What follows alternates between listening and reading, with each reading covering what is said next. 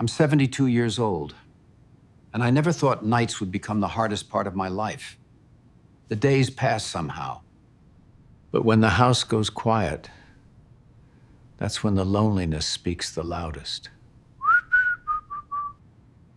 I need to tell you something I've never said out loud to anyone. The nights are hard now.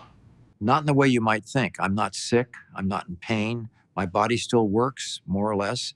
I can still make my own coffee in the morning, still drive to the store, still do most of what I've always done.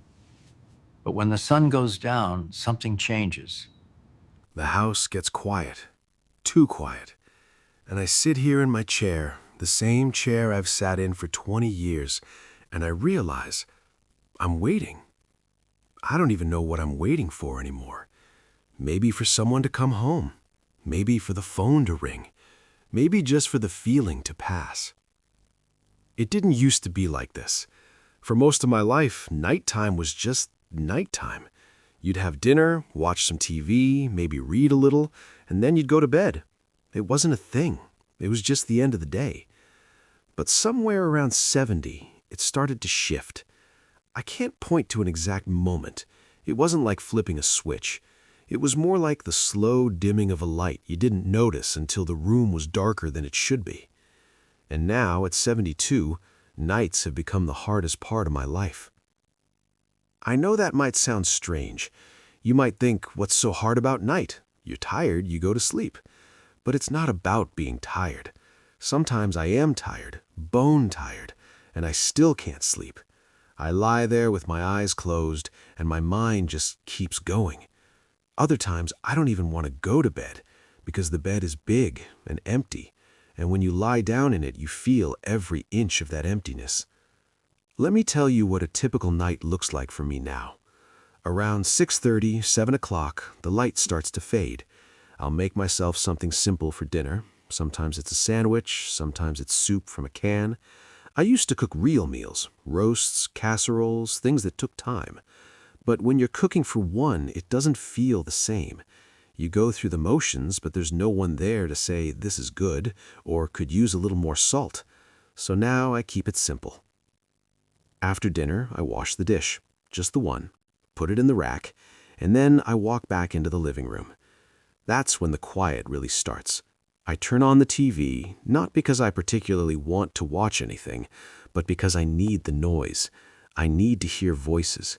Even if they're strangers on the news or actors in some rerun I've seen before, it fills the space a little. I sit in my chair, the same spot every night. There's an indent in the cushion now, shaped like me. My wife used to joke about that. She'd say, "You've worn that chair down to nothing." I'd laugh and tell her it was just getting comfortable. She's been gone 4 years now. 4 years, 3 months, and 16 days. But who's counting? The clock on the wall ticks. I never noticed that sound before, but now I hear every tick, every single one. It's this steady, relentless rhythm that reminds you time is still moving, even when everything else feels like it's stopped. Sometimes I leave the TV on all night. I fall asleep in the chair and I wake up at 2 or 3 in the morning with some infomercial. Someone selling a blender or a mop or a pillow that's supposed to fix your neck. I watch for a minute, half asleep, and then I drag myself to bed. Other nights, I make myself go to bed at a normal hour, 10, 10:30. I brush my teeth, I put on my pajamas, I turn off all the lights except one, the little lamp in the hallway. I can't sleep in total darkness anymore. I used to be able to. Now I need that one light on, just in case. In case of what? I don't know. I lie down, I pull the blanket up, and I stare at the ceiling. That's when the memories come. Not the big memories, not weddings or births or vacations, just small things. The sound of her voice calling me from the kitchen, the way the house smelled when she was baking, the feel of her hand in mine when we'd watch TV together. I remember conversations we had 30 years ago, arguments we had, things I said that I wish I could take back, things I didn't say that I wish I had. And I lie there and I think about how the house used to sound when it was full, when the kids were young, when there were footsteps on the stairs and doors closing and voices and laughter and even the arguing. God, I'd take the arguing now just to hear it again. Now, it's just me and the clock and the hum of the refrigerator in the kitchen. Sometimes I'm afraid to fall asleep. I don't know how to explain that without sounding crazy, but there's this moment right before you drift off where you're not quite awake and not quite asleep. And in that moment, I get this little jolt of fear, like maybe I won't wake up, or maybe I will and it'll be the same all over again. So I lie there, keeping myself awake just a little, just enough to stay in control, until eventually I can't anymore, and I sleep. And then I wake up at 5 in the morning, and it's still dark, and I'm alone again. Here's the thing nobody tells you about getting older. Everybody talks about the body, the aches, the pains, the pills, the doctors, and yeah, that's real. My knees hurt when I stand up too fast. My back's not what it used to be. I take medication for my blood pressure. But the body stuff, you get used to that. You adjust. It's the loneliness they don't prepare you for. And I don't just mean being alone. You can be alone and be fine. I've been alone plenty of times in my life, gone on trips by myself, spent weekends working in the garage while everyone else was out. This is different. This is a kind of loneliness that settles into your bones, that sits with you at the kitchen table, that follows you from room to room. It's the loneliness of realizing that the life you built, the family, the routines, the people, has slowly, quietly slipped away. Not all at once, not in some big, tragic moment, just gradually. The kids grew up and moved away. Friends passed on or moved to Florida or just stopped calling. Your wife got sick, and then she was gone.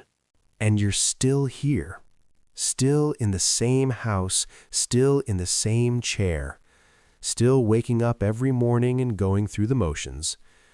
But the nights are when it all catches up to you. Because during the day, you can stay busy. You can run errands, watch the news, work in the yard, talk to the cashier at the grocery store. There's enough distraction to keep the feeling at bay. But at night, there's nowhere to hide. It's just you and the silence and the memories and the question you don't want to ask but can't stop asking. Is this it? Is this what the rest looks like?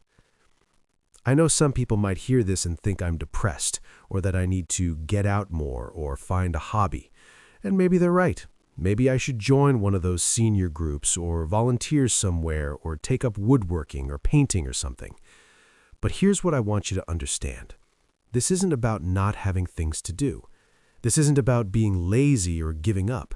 This is about the weight of absence, the weight of all the people who used to be here and aren't anymore. The weight of a lifetime of noise and love and chaos that's been replaced by quiet. You can't fix that with a hobby. And I'm not saying that to be difficult. I'm saying it because I think a lot of us, those of us who are older, who live alone, who spend our nights in empty houses, we feel like we're supposed to be okay with it. Like we're supposed to just adapt and move on and be grateful for what we have. And I am grateful. I am. I had a good life. I had a good marriage. I have kids who love me, even if they're far away. I have a roof over my head and food on the table and my health, mostly. But gratitude doesn't erase loneliness. And loneliness doesn't mean you're weak. It just means you're human. It means you loved people. It means you built a life with others. And now that life looks different. And it's okay to feel that difference.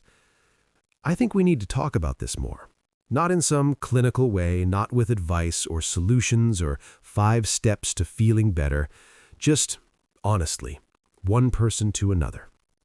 Because I'll tell you something, I've lived 72 years. I've been through a war. I've raised kids. I've buried people I loved. I've had good years and hard years, and nothing prepared me for how hard the nights would be. So what do? I figured out a few small things, not solutions, just small comforts. I keep the lamp on in the hallway every night. It's a small thing, but it helps. It makes the house feel a little less empty, a little less dark.